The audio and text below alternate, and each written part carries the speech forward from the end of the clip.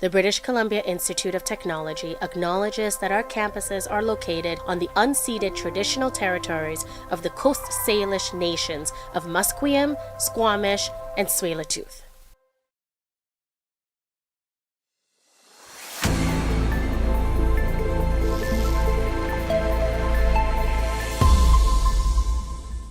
Good morning. I'm Nate Elms, filling in for Avia Boulay and Jenny Sung. Here are your top stories for 10:30 a.m. Amidst an uncertain job market, Gen Z is turning to their passions to make a living. Reporter Quinlan Curry has more. For many young artists in BC, social media isn't just a platform. It's the gateway into an industry where traditional paths are shrinking and competition is growing.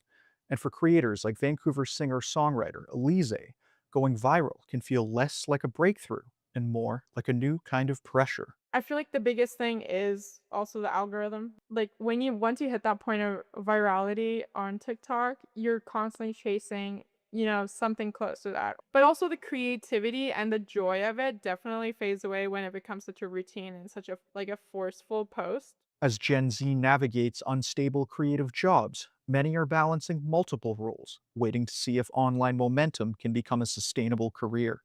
Quinlan Curry, BCIT News. And advocates say unhoused residents younger than 25 lack the housing resources available to other groups. As Aidan Singh reports, support workers see opportunities to do more for the youth, but are held back by regulations. Vancouver's 2025 homeless count reports similar findings, showing that for every unhoused youth in shelter, another one will go without.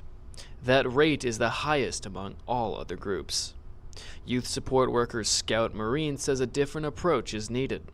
They should make it more advocate accessible versus needing to have the person do everything themselves, because not everyone has the mental capacity to do all of that themselves, but so much of it is required that that's the case. Marine thinks the government should increase accessibility to address the crisis. Aidan Singh, BCIT News. Jobs and Economic Growth Minister Ravi Kahlon says a new deal for interprovincial trade will help BC residents weather tariffs imposed by the Trump administration. However, the deal does not include food and liquor trade between provinces, and Kahlon believes there is room for improvement. This is huge.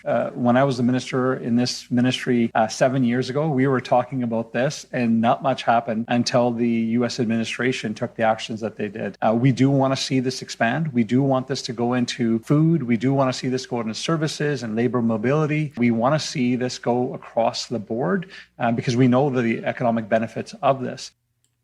The agreement signed by the federal and provincial and trade ministers comes into effect December 2025. Moving from provincial trade to the illegal drug trade, 7 Canadians have been charged in relation to former Team Canada snowboarder Ryan Wedding. Wedding is currently on the U.S.'s top 10 most wanted list for alleged murder, witness intimidation, and drug trafficking. The 7 Canadians have been arrested and will be extradited to the U.S. to face trial. Wedding remains at large, with the U.S. State Department raising their reward for information leading to his arrest to $15 million.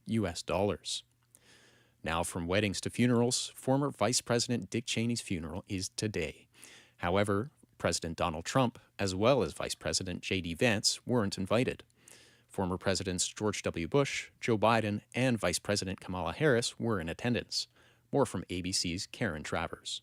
If you look at who is there in the Washington National Cathedral, it's a who's who of the Republican Party before the era of Donald Trump, which is a very different era here in Washington, D.C. To see President George W. Bush sitting there with former President Biden and their spouses, Kamala Harris there as well. It's so significant to think about what this town looked like and how different things were before the Trump administration. And there is no love lost between the Trumps and the Cheneys. While Trump was snubbed of an invite to Cheney's funeral, the U.S. continues its military buildup off the coast of Venezuela, as the New York Times reports. President Trump signed off on additional covert CIA operations inside Venezuela that could lay the groundwork for a larger military campaign. As far as the end game here, many experts say, sure, it can be about stopping drugs in this part of the world, but it's also very likely about more than that. It's very likely about forcing President Maduro from power one way or another. Join me again at 11:30. Thanks for tuning in to BCIT's The Crow. I'm Nate Ellis. Stay tuned for more on BCIT's 1680 The Crow. It's your career, your vision, your goal. Navigate it your way. Flexible learning is designed for you. Learn a new skill or earn a degree at your own pace. BCIT, flexible learning for a complex world.